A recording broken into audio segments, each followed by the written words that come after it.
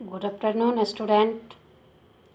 आज हम लोग हिंदी ग्रामर चैप्टर 1 को शुरुआत करने जा रहे हैं।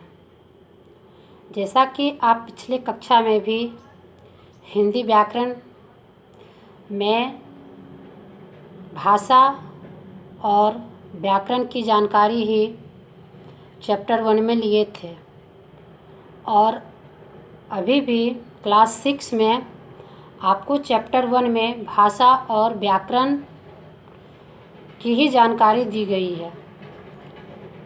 साथ में भाषा के साथ बोली और लिपि को भी जोड़ा गया है। जैसा कि आप जानते हैं कि भाषा वह साधन है जिसके द्वारा हम अपने मन की बातों को दूसरे तक संप्रेषित कर सकते हैं, यानी दूसरे आदमी तक हम अपनी मन की बातों को पहुंचा सकते हैं, व्यक्त कर सकते हैं। वह साधन ही भाषा का रूप है।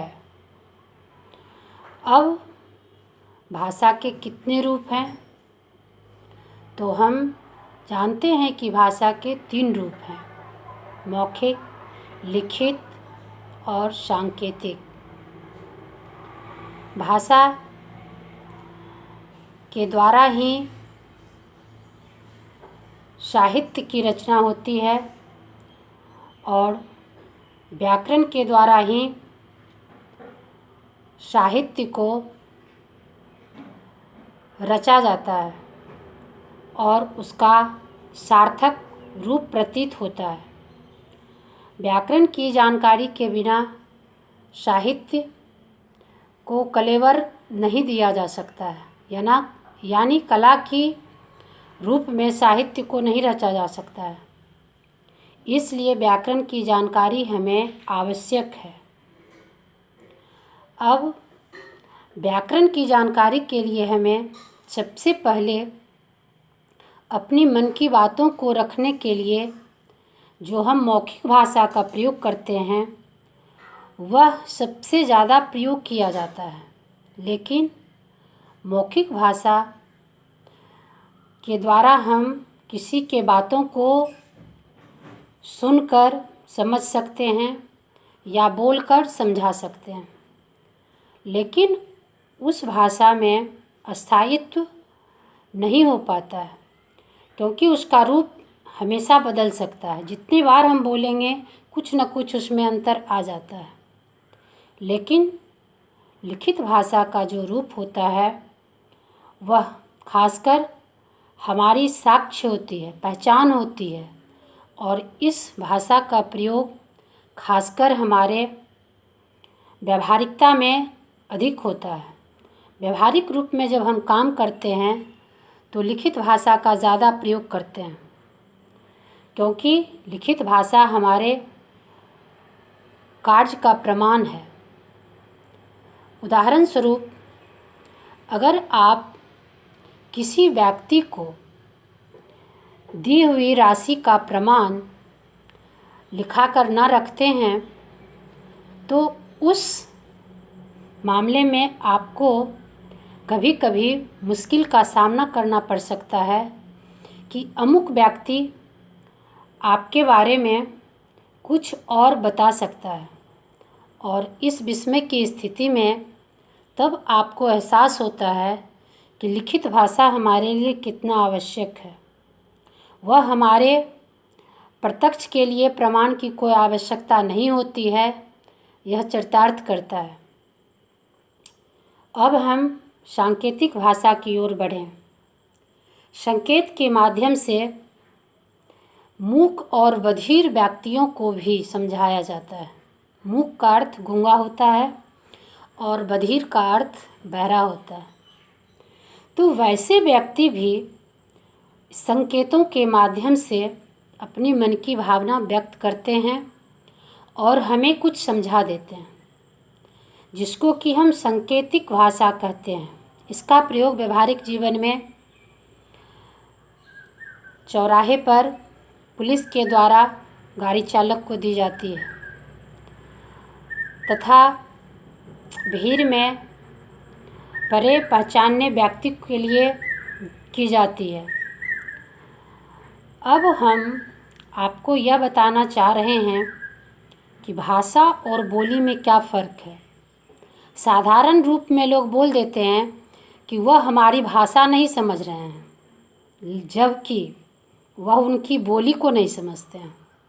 बोली का क्षेत्र सीमित है और भाषा तो प्रमाणित है। भाषा अगर मान लिया जाए हम भारत में रहते हैं तो हिंदी भाषा से अवगत हैं और इसका क्षेत्र विस्तृत है, कुछ न कुछ हम अवश्य समझ जाते हैं। लेकिन किसी सीमित क्षेत्र की जो बोली होती है उसको परखने में हम मुश्किल में पड़ जाते हैं कि आखिर यह क्या बोल रहा है। बोली का क्षेत्र बिल्कुल सीमित है, थोड़े थोड़े दूर पर उसमें अलगाव हो जाती है। खासकर एक जगह रहने वाले भी लोग अगर अलग अलग राज्य के होते हैं, अलग अलग शहर के होते हैं, तो उनकी बोली में फ़र्क आ जाती है। लेकिन हमारी राजभाषा और राष्ट्रभाषा हिंदी है, जो कि कागजी तौर पर इनका इस्तेमाल किया जाता है। यह भाषा काफ़ी सरल और सहज है। तो भाषा को व्यक्त करने का जो साधन है वह 3 प्रकार से आपको हम बता चुके हैं। बोली के बारे में यह बताएं हैं कि बोली का क्षेत्र सीमित है और भाषा का क्षेत्र विस्तृत है। तीसरे बिंदु पर हम आ रहे हैं कि व्याकरण जो है वह शास्त्र है जिसके माध्यम से काव्य की रचना जब होती है तो वह जाने प्रमाणे की तरह हमें रास्ता दिखाते जाता है। अगर व्याकरण की रीढ़ मजबूत ना हो तो भाषा की रचना में बहुत कठिनाई होती है। भाषा के द्वारा हम लिंग, वचन, क्रिया और कारक के चिन्ह का प्रयोग करना जानते हैं, जिसके माध्यम से साहित्य की रचना सुंदर और सुडौल कहा जाए, ऐसा होता है। अब व्याकरण की जानकारी के लिए आपको लगता होगा कि बच्चे जन्म के साथ व्याकरण थोड़ी ना पढ़ लेते हैं। नहीं, व्याकरण हमारे वातावरण में छाए रहते हैं। कुछ वैसे शब्द होते हैं, कुछ वैसे वाक्य होते हैं जिससे बच्चे सीख लेते हैं। छोटे छोटे बच्चे माँ को आती है और पिताजी को आते हैं कहते हैं। इसका मतलब यह नहीं कि उन्हें व्याकरण की पढ़ाई उस समय दी जाती है।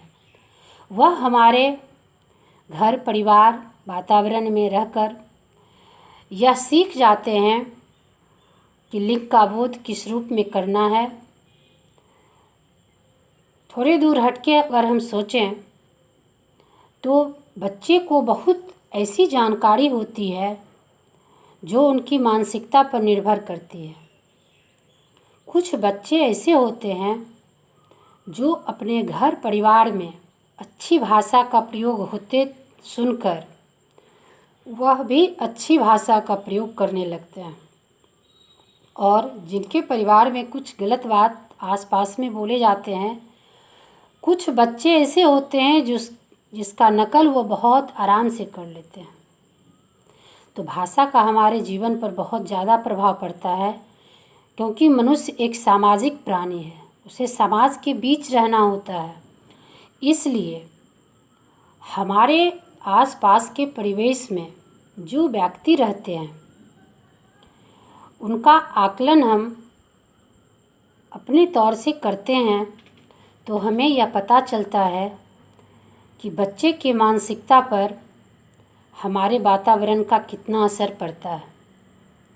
गौर करने की बात है कि जिस घर परिवार में लोग शिक्षित होते हैं उनके बच्चे बिना विद्यालय गए हुए भी अच्छी बातों का प्रयोग करते हैं, अच्छे शब्दों का प्रयोग करते हैं, कारण कि वह हमेशा अपने घर परिवार में अच्छी बातों को सुनते हैं। माँ, पिताजी, अन्य लोगों के सहारे उन्हें अच्छी बातों की जानकारी दी जाती है और वह विद्यालय पहुँचने से पहले उन्हें जब बताने के लिए कहा जाता है तो वह लिंग और वचन का प्रयोग बहुत आसानी से कर लेते हैं।